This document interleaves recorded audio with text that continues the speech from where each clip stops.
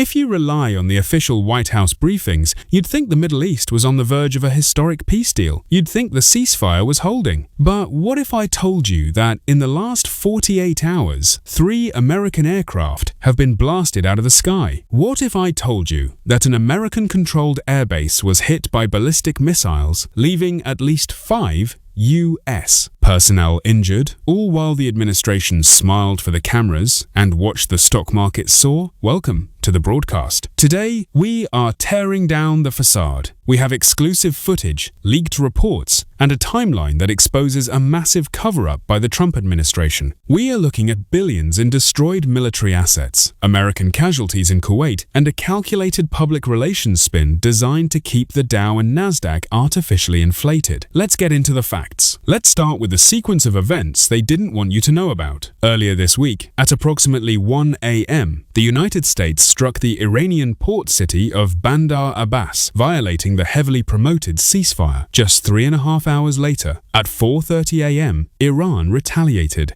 Their target, the Ali Al Salem airbase in Kuwait, an Iranian Fateh 110 ballistic missile slammed into the base. The official line from regional allies was the usual: falling debris caused casualties, but the reality on the ground paints a much darker picture. At least 5 Americans' active duty personnel and contractors were injured, and the losses in the air are staggering. In the past 48 hours, Iran's upgraded radar and air defense systems have locked onto and destroyed 3 U.S. MQ-9 Reaper drones over the Strait of Hormuz and near Yemen. One went down near Keshm Island, another over Marib province. At over $30 million a pop, we are looking at roughly $100 million of military hardware vaporized in a matter of hours. Total losses since the conflict began are soaring, yet CENTCOM and the White House are maintaining absolute silence. Why the silence? Why cover up the loss of $100 million in drones and casualties in Kuwait? To understand the silence, you have to look at the global financial markets. We are seeing a disturbing pattern of market manipulation disguised as diplomacy. Every Sunday night into Monday morning, timed perfectly before the market opens, administration insiders leak that a deal is imminent. Axios reports that negotiations are at the finish line. What happens next? The Dow, the Nasdaq, and the S&P 500 rally on the false optimism. The market prices in a peace deal that does not exist. And who benefits? During the first quarter of this war alone, Donald Trump executed an estimated 3,800 stock trades. That averages out to a trade every 9 minutes. By suppressing the reality of American casualties and downed aircraft, the administration prevents a market sell-off, protecting the portfolios of insiders and oligarchs,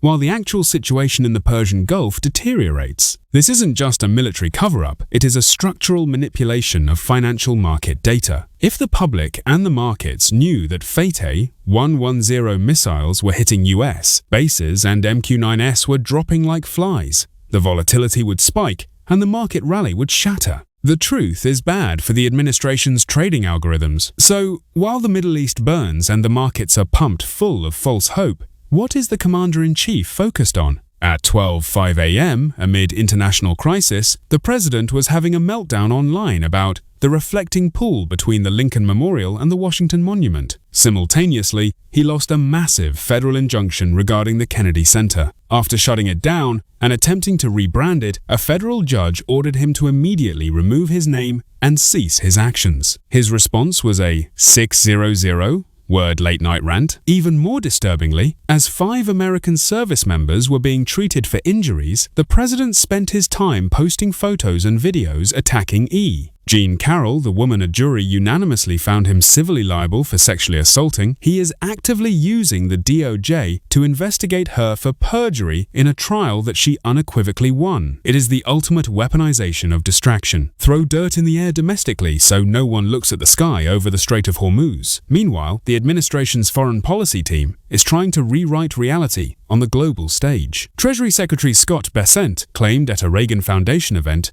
that while there was no regime change in Iran, the US effectively changed the regime by decapitating its top-tier leadership. But over at the Shangri-La Dialogue in Singapore, Defense Secretary Pete Hegseth took a different angle. He brazenly dismissed the rules-based international order as empty globalist rhetoric. When pressed by reporters on weapons shipments to Taiwan and the elusive Iran deal, Hegseth doubled down on the vague promises keeping the markets afloat, stating, The president is just being patient and waiting for a great deal. The disconnect is staggering. They are bragging about abandoning international rules while demanding patience for a deal that the Iranians explicitly say is not happening. And what does Iran have to say about this imminent deal? They are unfazed. The Iranian Port Authority that controls the Strait of Hormuz, the PGSA, recently released a statement mocking U.S. sanctions. They made it clear they are continuing to review and grant passage permits to vessels, functionally acting as the undisputed tollkeepers of one of the world's most critical economic choke points. Iranian parliamentary leaders are stating publicly that Trump must accept that Iran is setting the terms in the Persian Gulf. As one leader put it, every now and then he sends his army to open the strait. They come and get beaten and go back. The reality is stark. Drones are falling. Americans are being injured.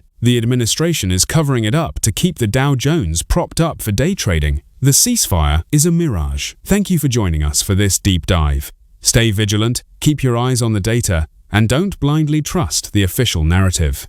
We'll see you next time.